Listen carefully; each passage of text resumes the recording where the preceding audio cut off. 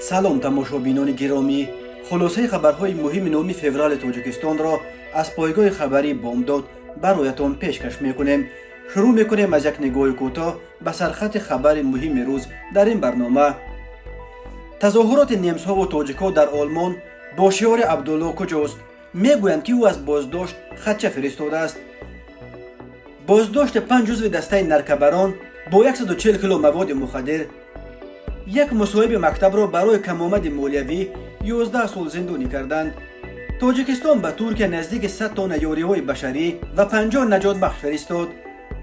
ساکن دوشنبه پسر 4 سالش را با ماشین پخش کرده است. و اکنون تفصیلات خبرها.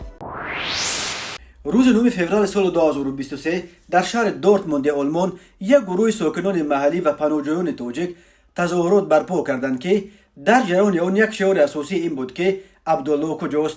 هدف از این تظاهرات جلب دیگرباره توجه به سرنوشت عبدالله شمس‌الدین، پناهجوی تاجیک و فرزند یکی از رهبران و اساسگذار حزب فعلا در تاجیکستان ممنوع نهضت اسلامی، شمس‌الدین سعید، که روز 18 ینور مقامات آلمان او را به تاجیکستان اخراج کردند. ولی با گذشت 3 هفته درباره سرنوشت بعدی او در تاجیکستان معلومات موثقی به دست نآمده است. تظاهرگران در دورتموند از مقامات آلمان طلب داشتند که سرنوشت این پناهجوی تاجیک را معلوم کنند. همچنین از مقامات تاجیکستان تقاضا داشتند که او را آزاد کنند. مقامات تاجیکستان تا کنون درباره کجا شدن عبدالله شمس‌الدین بعد اخراجش از آلمان یگان معلومات رسمی نشر نکردند.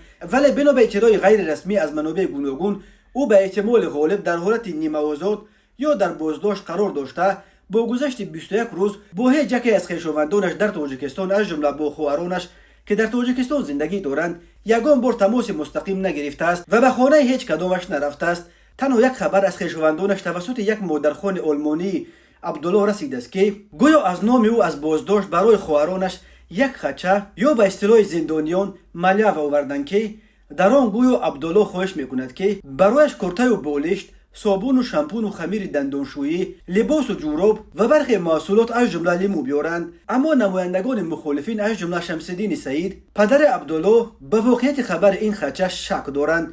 شمس‌الدین سعید در صحبت با پایگاه خبری بامداد گفت ما خبر این خدشه را شنیدیم. برای مثال گویا در اون خدشه عبدالله خواسته است که برایش لیمو بیارند، ولی عبدالله شدیداً لیمو و هر گونه ترشی را دوست نمی‌داشت که لیمو بخواد آنجا. همین طور دقیق نگفتند که از کجا فرستاده است خدشه را، تنها گفتند که چیزهای گفته‌اش را آماده کنید، ما خودمان آماده میبریم. فرهاد اودینایف یکی از فعالان مخالف به بامداد گفت متاسفانه خواهران عبدالله شمس‌الدین را در تاجیکستان از هر نوع صحبت با رسانه‌ها درباره قضیه برادرشان ترسانیدند و آنها حتی خبری به دستشان رسیدن خدشه را شرح نمیدهند. تنها به یک زن آلمانی که مادرخوان عبدالله بودند گفتند که شکر صحت و سلامت است و از بازداشت چنین پیام فرستاده است. شمس‌الدین سعید میگوید از چند کانال دیگر غیر رسمی نیز با آنها در تماس شده اطمینان خاطر دادند که حال او خوب است و تشویش نشوند. اما این معلومات غیر رسمی ما را قناعت دادن نمیتواند. تا حال منتظریم که رسما اعلام کنند که آیا او بازداشت شده است. اگر بازداشت شده است پس به چه عیبدار می شود، در حالی که او در آوان نابالغی بودنش ترک تاجیکستان کرد.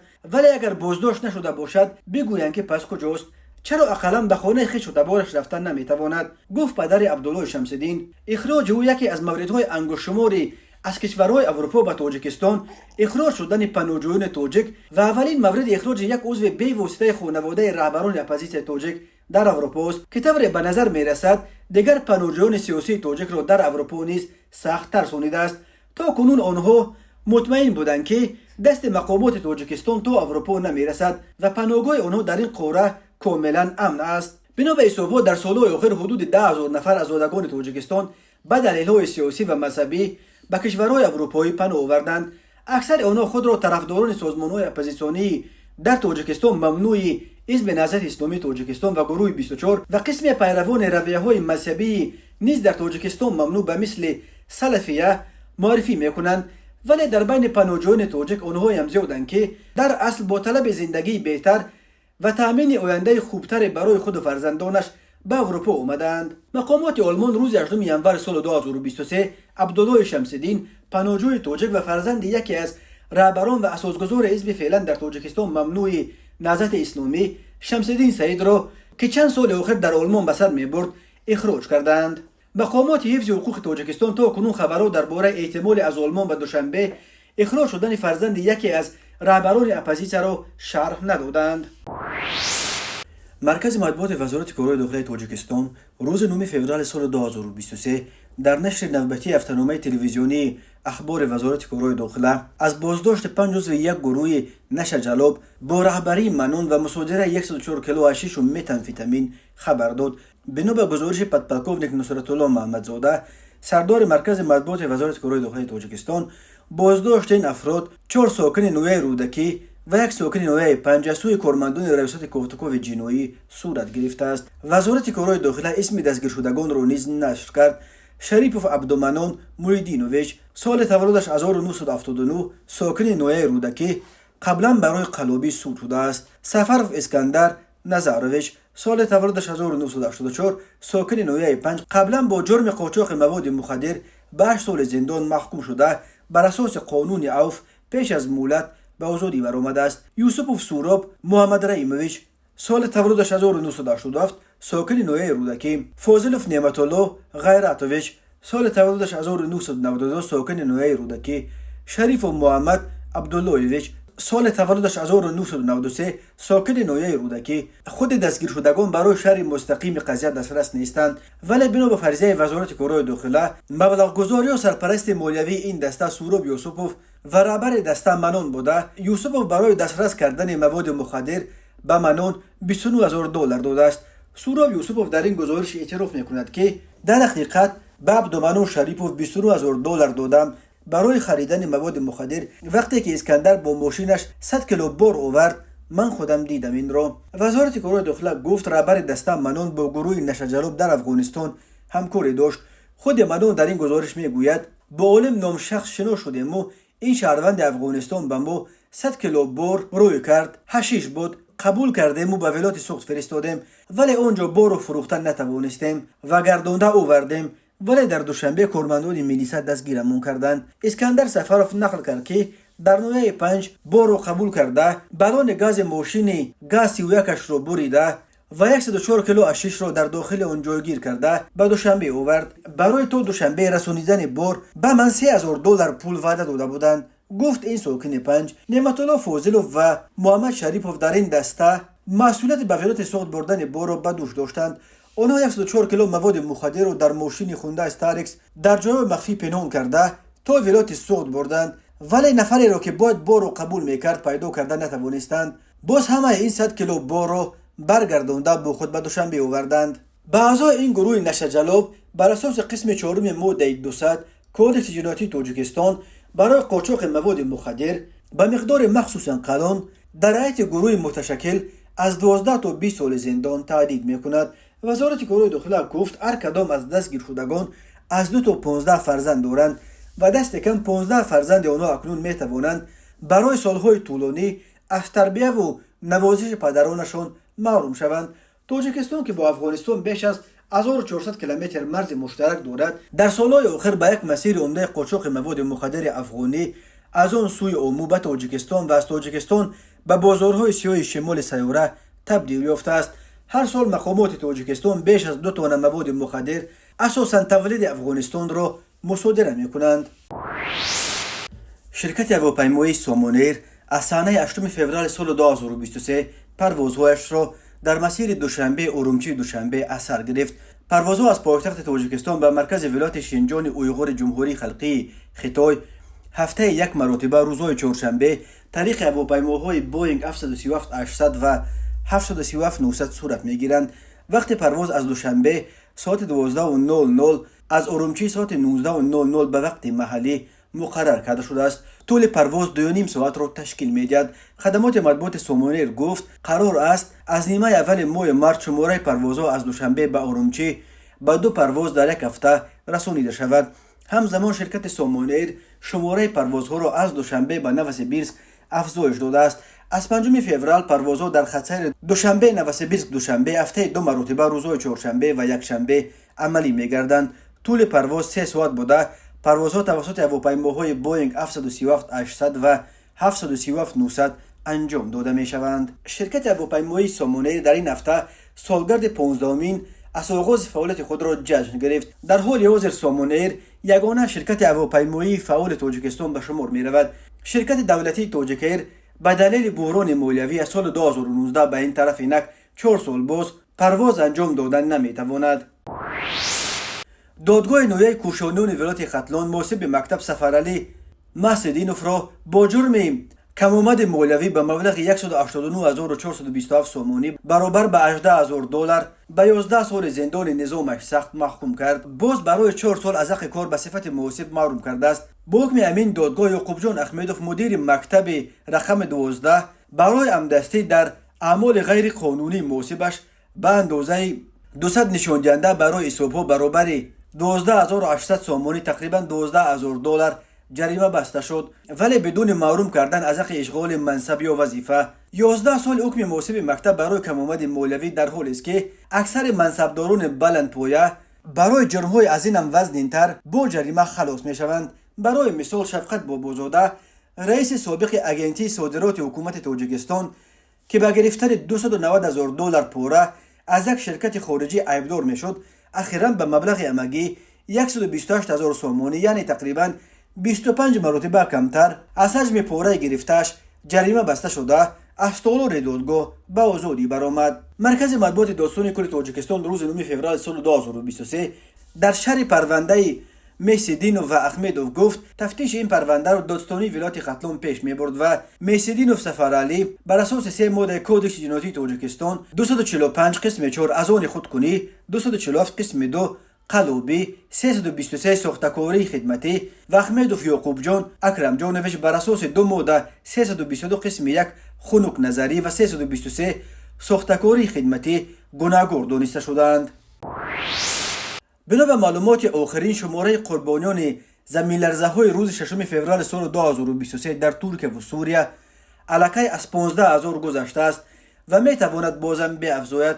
تا صبح 19 فوریه مقامات ترکیه هلاکت بیش از 12,000 و جراحت برداشتن بیش از 62,000 نفر را تصدیق کردند. سوریه از هلاکت بیش از 3,000 نفر و جراحت برداشتن بیش از 5,600 تن دیگر خبر داده است. روز 9 فوریه با سپارش پرزیدنت امامعلی رحمان تاجیکستان به ضرردیدگان زلزله شدید در ترکیه نزدیک به 100 تن کمک بشردوستانه فرستاد.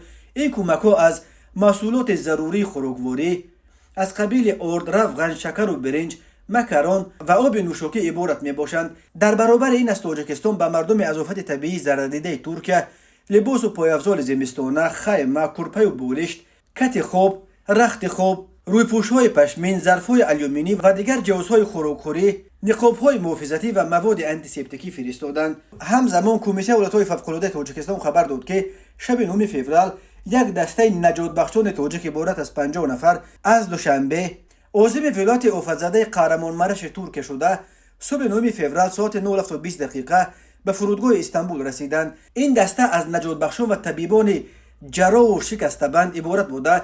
امدادگران تاجیک با خود تجهیزات نجاتی‌ای لازم برای راه‌اندازی عملیات نجات را نیز به ترکیه بردند. سفارت ترکیه در دوشنبه تاکید کرده است که تاجیکستان بار اول نجات بخشان خود را برای اشتراک در عملیات نجات به خارج می‌فرستد. سفارت گفت نجات بخشان تاجیک همراه خود چندین تن یاری‌های بشری را نیز برای مردم ضرر دیده می‌برند. سفارت ترکیه به اهل جامعه تاجیکستان برای نمایش همبستگی و سخاوتمندی در امر جمع‌آوری کمک به ضرردیده ها اظهار سپاس کرد.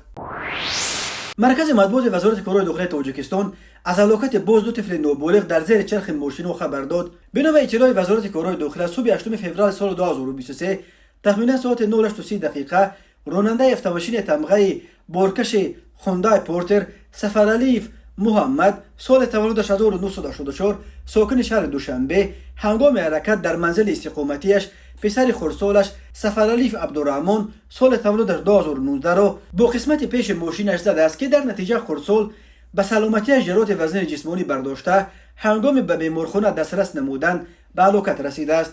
همین طور شام 31 ینور سال 2023 تخمینا ساعت 18:10 راننده اتومبیل تمغه BMW شریپوف محمد جان سال تولدش 1990 ساکن نوای فرخور هنگام حرکت از سمت جماعت دیوت خوتن به سمت مرکز جماعت شهرک فرخور در روی ماشینگرد واقع در دهه فیض آباد از عهده اداره واسطه نقلیات نبرآمده دوچرخران نابالغ رمان و فردوس سال تولدش 2012 ساکن نویه مذکور را با قسم پیش افتماشین زده است. در نتیجه نابالغ رامانوف به سلامتیش جراحت وزن جسمانی برداشته در بیمارخانه به هلاکت رسیده است. از روی این حادثه ها تحقیقات ادامه دارد. به شعبه وزارت کارهای داخلی دوی در نویه سینو با عریضه مرد 35 ساله ساکن نویه مذکور مراجعت نموده است که سال 2022 مرد 27 ساله ساکن شهر ایسار بارای فریب به باوریش درآمده از او 41400 دلار امریکایی گرفته وعده داده است که در مدت کوتاه‌ترین مبلغش را برمیگرداند، اما تا حال بر نگردانیده است. اوید به این حادثه تفتیشات ادامه دارد. به شعبه وزارت کارهای داخلی یک در نوع شومنصور با عریضه مرد 36 ساله ساکن نویه مذکور مراجعت نموده است که 5 فوریه سال 2023 شخصان نامعلوم با رای پنهانی وارد منزل استقامتی شده از آنجا یک عدد تلویزیون تمغه سامسونگ و ظرف‌های آشخانه را دزدیده از جای حادثه غیب شدند. ضرر رسانیده شده 24000 سومانی را تشکیل می‌دهد. هنگام گذراندن چاره‌بینی اپراتیوی جستجوی از جانب کارمندان میلیسیا مرد 38 ساله ساکن پایتخت با گمان صادر نمودن جنایت دزدی دستگیر کرده شد. اینچنین به شعبه وزارت کارهای داخلی یک در نوع فردوسی با عریضه مرد 37 ساله ساکن نوع مذکور وارد گردیده است که 1 فوریه سال 2023 تقریبا ساعت 23:50 شخصان نامعلوم با رای پنهانی وارد منزل استقامتی شده از آنجا 1500 دلار امریکایی، 4000 سومانی و یک عدد تلویزیون تمغه سامسونگ را دزدیده از جای حادثه غیب شدند. ضرر رسانیده شده 21000 سومانی را تشکیل می‌دهد. هنگام گذراندن چاره‌بینی اپراتیوی جستجویی از جانب کارمندان میلیسیا مرد 34 27 و جوان 23 ساله ساکن شهر دوشنبه و کولوب همچون گمانبر در صادر نمودن جنایت دزدی دستگیر کرده شدند. همزمان به شعبه وزارت کارهای داخلی در شهر باختر عریضه مرد 68 ساله ساکن شهر مذکور وارد گردیده است که ماه ینور سال 2023 شخصان نامعلوم با رای پنهانی وارد منزل استقامتی شده از آنجا یک عدد دوچرخه تمغه اسکوتر را دزدیده از جای حادثه غیب شدند. هنگام گذراندن چاره‌بینی اپراتیوی جستجویی از جانب کارمندان میلیسیا معاین کرده شد که جنایت مذکور را مرد 35 ساله ساکن همین شهر صادر نموده است. از روی حادثه‌های مذکور تفتیشات ادامه دارد. تماشابینان عزیز و گرامی، این بود مرور به خلاصه چند خبر مهم امروز تاجیکستان. خبر و گزارش‌های بیشتر از تاجیکستان و درباره تاجیکستان و اطراف آن را در سامانه پایگاه خبری بامداد در این نشانه پیگیری نمایید: www.bomdad.com. خوش باشید.